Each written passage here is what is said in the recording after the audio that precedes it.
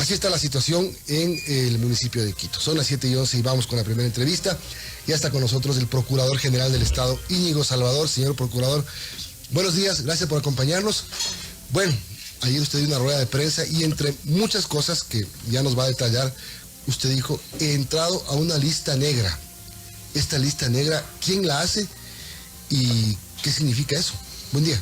Muy buenos días, señor Pérez. A la audiencia de Radio Sucesos también muy buenos días. Todos los que participamos de una u otra manera en el caso Sobornos, fuimos objeto de una tacha por parte del líder de Alianza País o Revolución Ciudadana, o como le quieran llamar. Esa lista circuló en redes sociales poco antes de las elecciones. Naturalmente, entre ellos estaba un servidor. Pero aunque no existiera esa lista, es claro que este juicio político tiene una motivación puramente revanchista.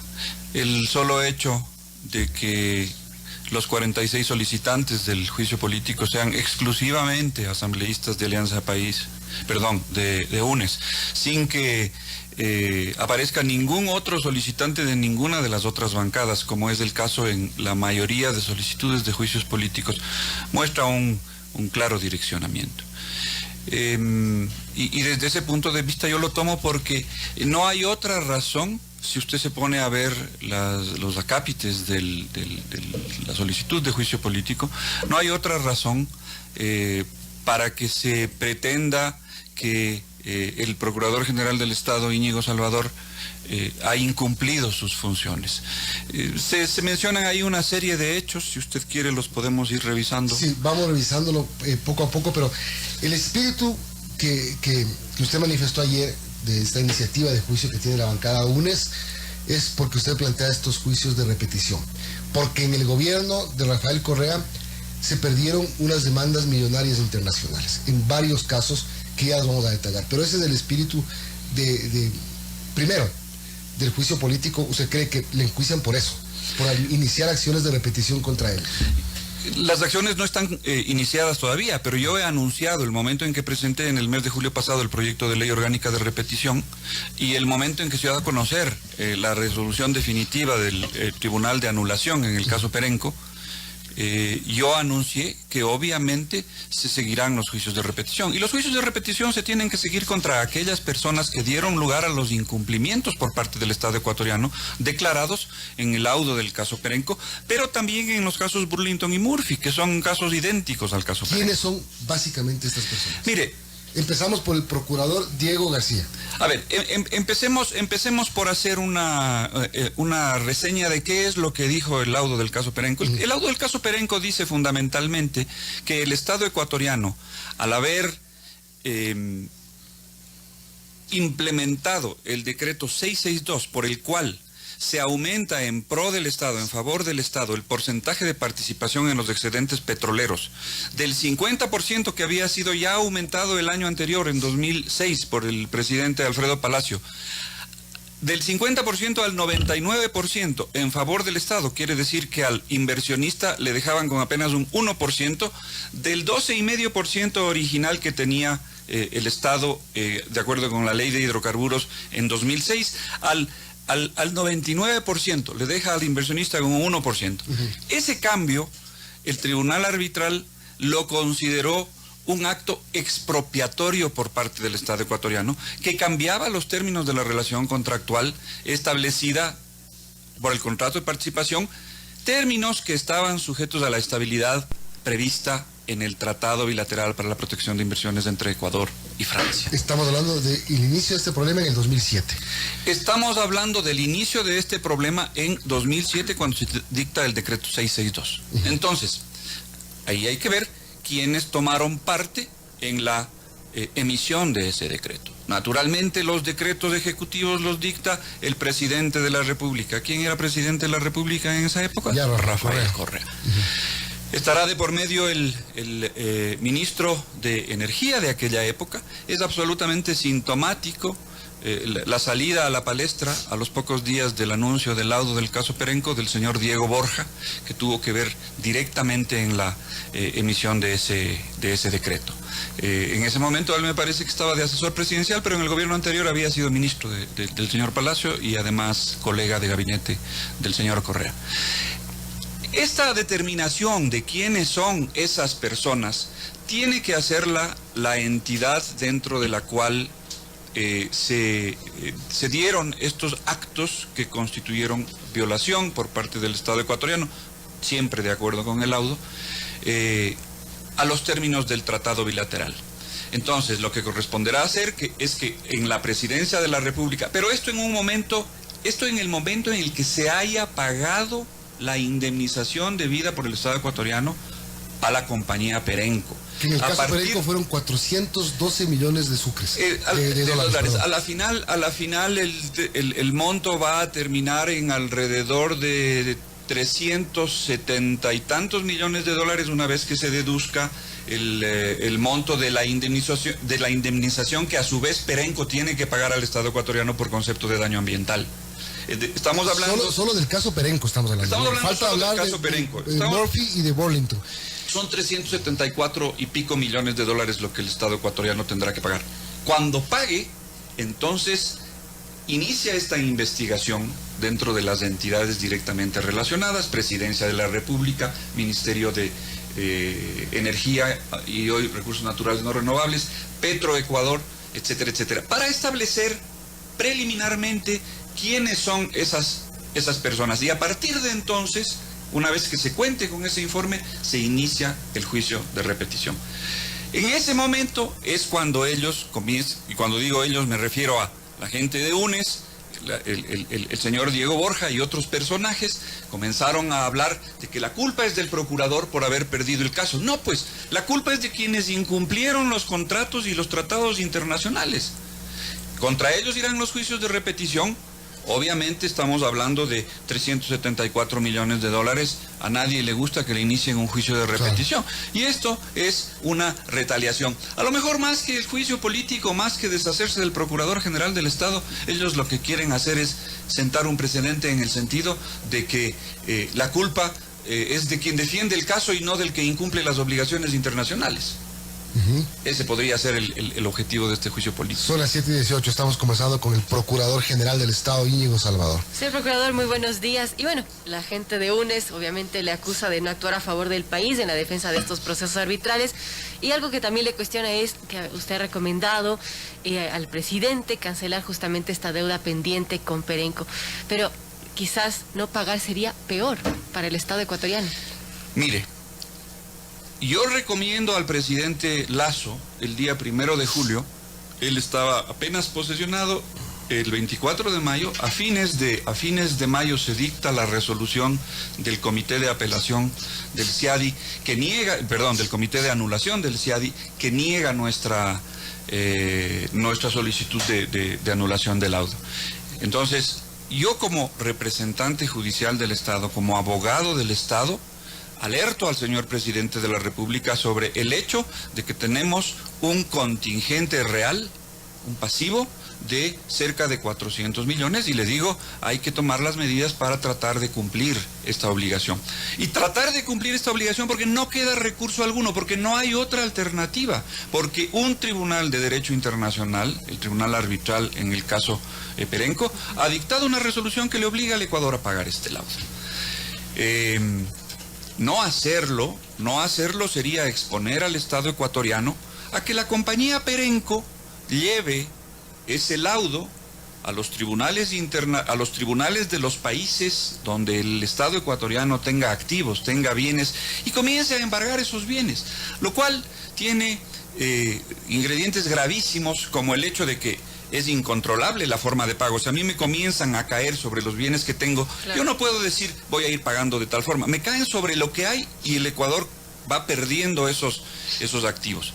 Número uno. Número dos, en un momento en que el Estado ecuatoriano está tratando de reinsertarse en los mercados de capital, atraer inversión, que salga la noticia de que el Estado ecuatoriano no cumple con sus obligaciones internacionales, no cumple con un laudo arbitral, y que por el contrario se le está embargando en las diferentes jurisdicciones internacionales los bienes, habría sido una noticia, sería una noticia nefasta.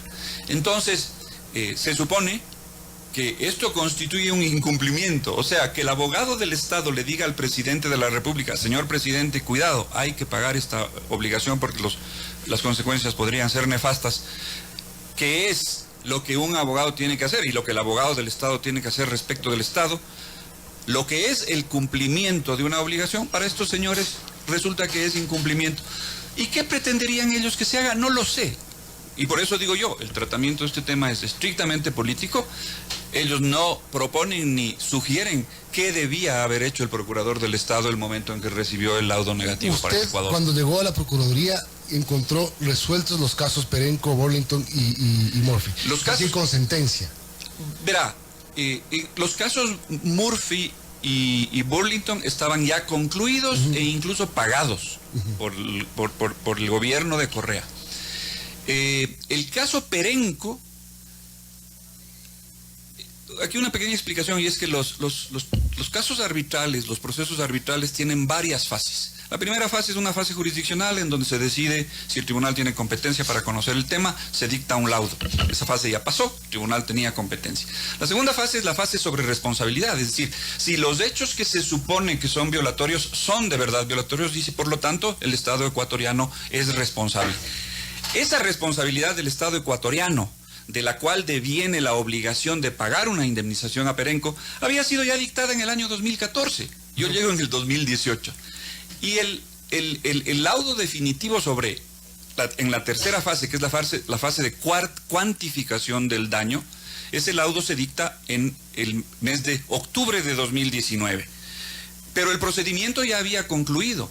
Entre el momento en que yo llego, agosto de 2018 y octubre de 2019, lo único que faltaba en el procedimiento era que los peritos sobre daño ambiental entreguen su informe y que los estados hagan sus comentarios a los informes. Y enseguida el tribunal arbitral dictaba ese laudo.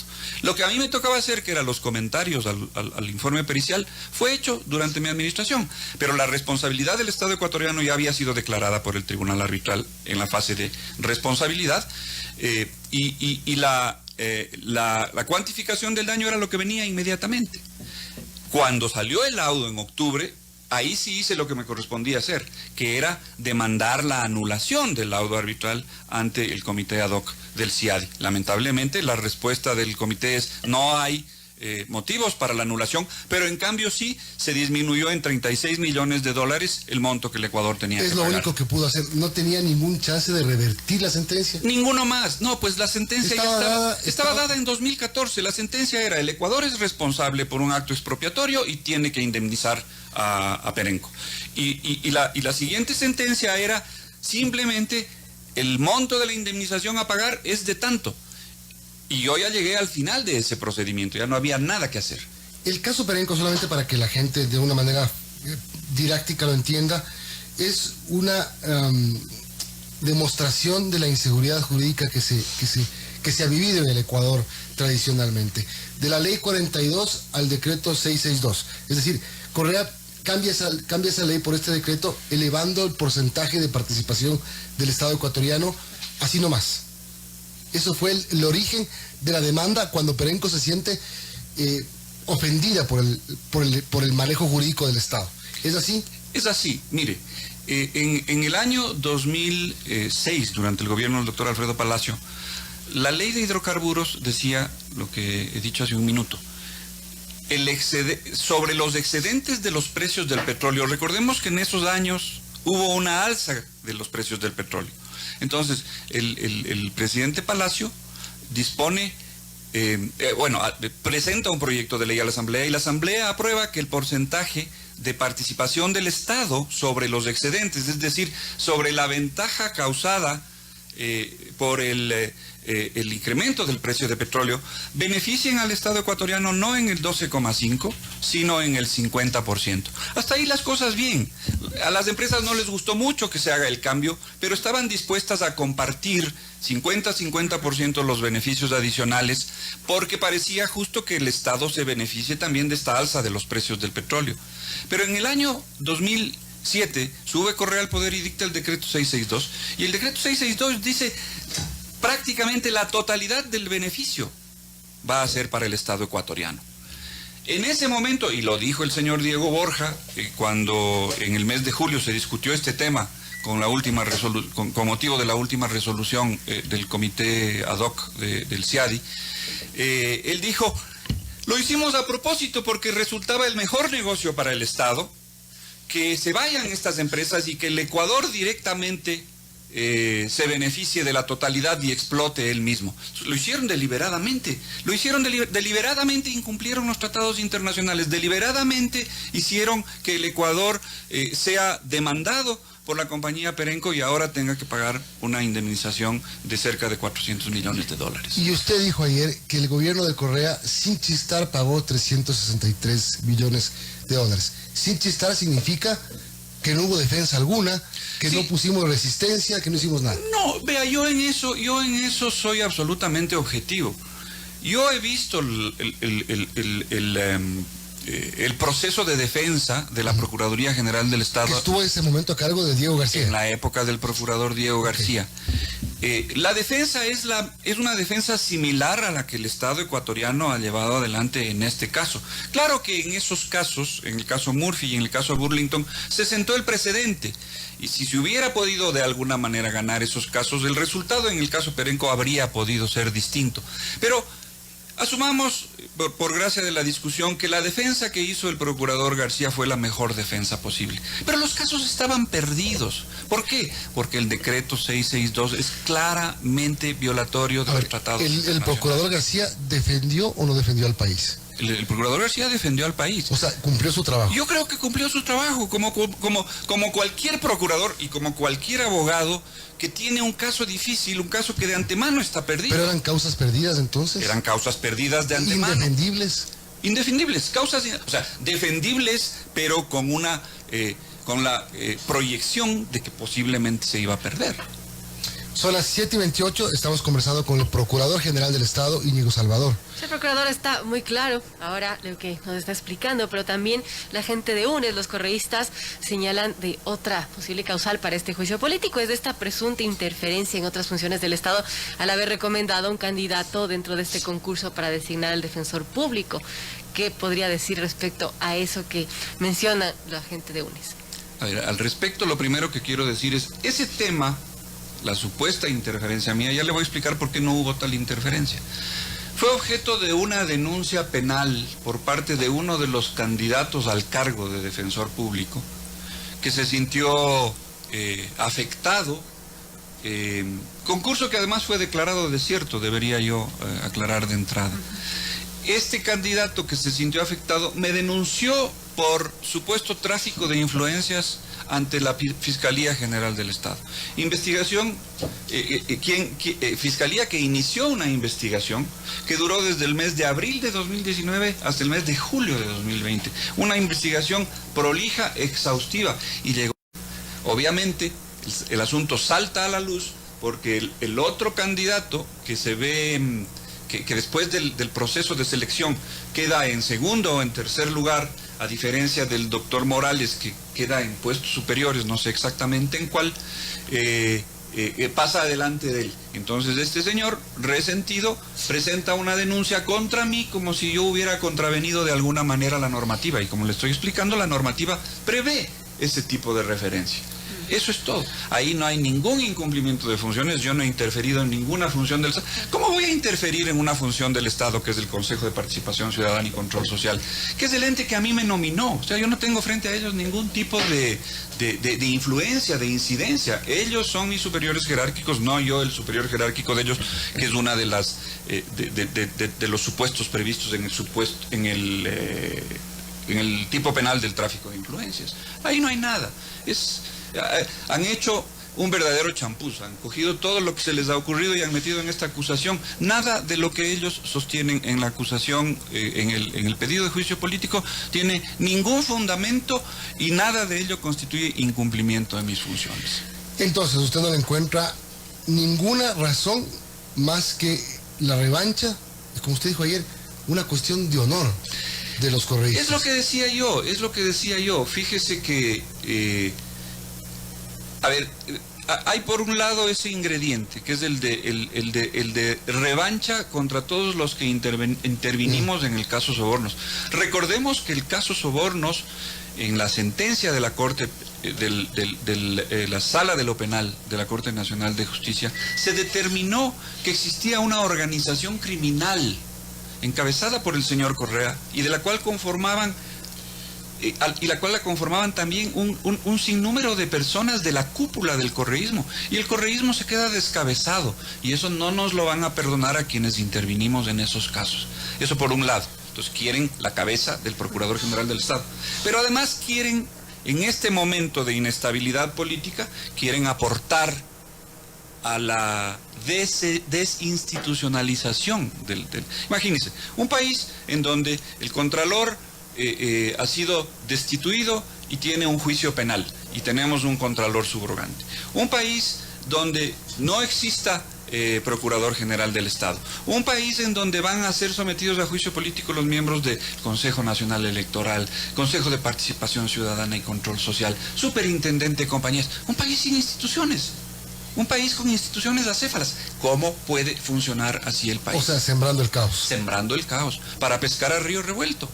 Para pescar a río revuelto. Es una cosa, quiero entender, y usted dígame si es que le estoy entendiendo mal o bien. Esto busca una desestabilización institucional del país que llega al gobierno nacional. Que termine llegando al gobierno nacional. No hay gobierno en el mundo que pueda gobernar un país en donde cunde el caos, en donde las instituciones no funcionan. Fíjese el desprestigio en que está la Asamblea Nacional. Y esa Asamblea Nacional un bloque de esa Asamblea Nacional es la que quiere juzgarme.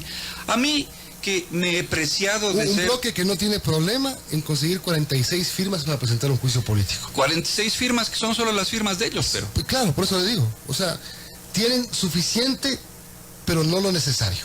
Tienen suficiente, pero no lo necesario. Tienen lo suficiente para presentar el juicio político, pero otra cosa será que consigan todos los votos que necesitan para censurar. Por eso le digo, exactamente. Ahora, y la tercera causal, porque usted me habla, la primera, la revancha del caso Sobornos, la segunda, la desestabilización, y la tercera, el librarse de una repetición, porque una repetición le significaría tener que sacar del bolsillo. Probablemente lo que ellos aspiran es a tener su propio procurador, que en el momento determinado no plantee los juicios de repetición. Usted dijo una frase dura ayer: cuestión de honor, porque hasta los mafiosos tienen honor. Cuando hablo de mafiosos no hago otra cosa que repetir lo que dijo la sentencia de la Corte Nacional de Justicia. Es una organización criminal. Nada más. No se refería a los asambleístas. No, obviamente. Los asambleístas responden... Es que seguramente le entendieron así y ahora le van a dar una paliza, ya va a ver. Los asambleístas de Alianza País... Responden a la mafia.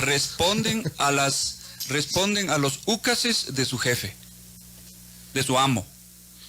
Entonces, si el amo es mafioso, yo no digo otra cosa. Saque usted las conclusiones, o que la audiencia saque sus conclusiones. En todo caso, caso Perenco, hay que pagar. Caso Perenco habrá que pagar, o habrá que atenerse a las consecuencias. 370 millones más o menos, usted dice que quedaría después de todo el caso Perenco, más los 363. El Ecuador ha perdido 700 millones de dólares en tres temas por una situación de inseguridad jurídica. Por un día... Porque el Burlington y el Murphy van por ahí. Claro, por un día, los casos de Burlington, Murphy y Perenco son casos idénticos porque nacen de las mismas causas. Y todo esto porque un día el líder de esta organización criminal se despertó con la idea de que vamos nosotros a votarles, y dijo en una sabatina que les vaya bonito. Y después tenemos 700 millones de dólares que pagar, 800 millones de dólares que pagar por estos casos, y tenemos la reputación del Estado ecuatoriano en los mercados internacionales por los suelos. Un riesgo país elevadísimo. Todos los esfuerzos que se pueda hacer desde cualquier gobierno que esté a la cabeza para recuperar un mediano prestigio necesario para sobrevivir en la comunidad internacional, echado al garete. Nos salimos del CIADI en el gobierno de Rafael Correa, ahora volvimos al CIADI en el gobierno de Guillermo Lasso, y esto es lo final que le quiero preguntar, procurador. ¿Nos da algo más de, digamos, de seguridad para el mundo haber vuelto al CIADI? Yo creo que es una señal positiva. Aquí en el gobierno del señor Correa se estigmatizó al CIADI. Y eso tiene que ver con el hecho de que en ese gobierno se estigmatizó a todo lo que tenga que ver con las instituciones financieras internacionales, los organismos de Bretton Woods. Acuérdese usted, Milton, que el CIADI es un mecanismo de solución de controversias, es un centro que administra arbitrajes internacionales, adscrito al Banco Mundial, es creado por el Banco Mundial para resolver las controversias entre estados e inversionistas.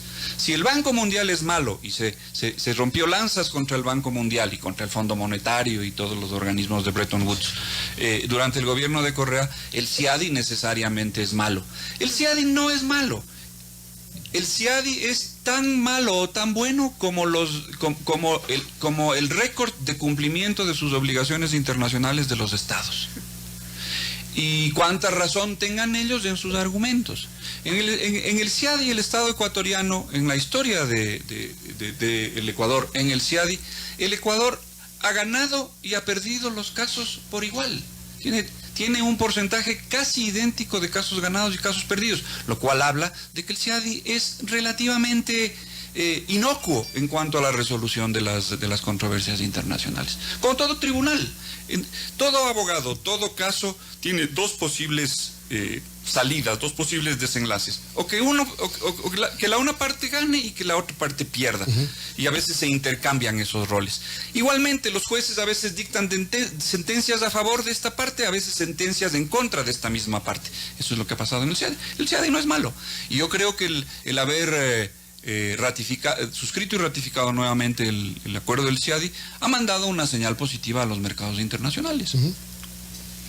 ¿Algo más? Una pregunta quizás, porque el tiempo es corto, y tiene que ver con el caso Soborno. Señor Procurador, entiendo que la Procuraduría tiene esta ardua tarea de recuperar el dinero en el caso de los condenados del caso Sobornos, y entiendo que también la cosa avanza lento. ¿Qué pueden hacer y qué perspectivas se pueden tener al respecto? La cosa avanza lenta porque los condenados están o prófugos, y los que están en prisión tienen sus bienes a nombres de terceras personas. Yo no la he traído, tengo una lista completa de cada uno de los bienes, cada una de las cuentas bancarias que tienen en el Ecuador cada uno de los condenados. Hay algunos condenados, contadísimos, me parece que son 3, que han pagado ya la indemnización prevista en la sentencia, ¿no? Y son empresarios. No son los ninguno de los políticos, ninguno de los funcionarios públicos que recibieron cohechos ha pagado un solo centavo. Entonces, contra esos que no ha pagado, el Estado ecuatoriano tiene que irse para tratar de ejecutar las sentencias. Pero esto está sujeto a una cantidad de vicisitudes, como entre otras el hecho de que, a diferencia de lo que ocurrió al principio del caso, cuando la Sala de lo Penal de la Corte Nacional de Justicia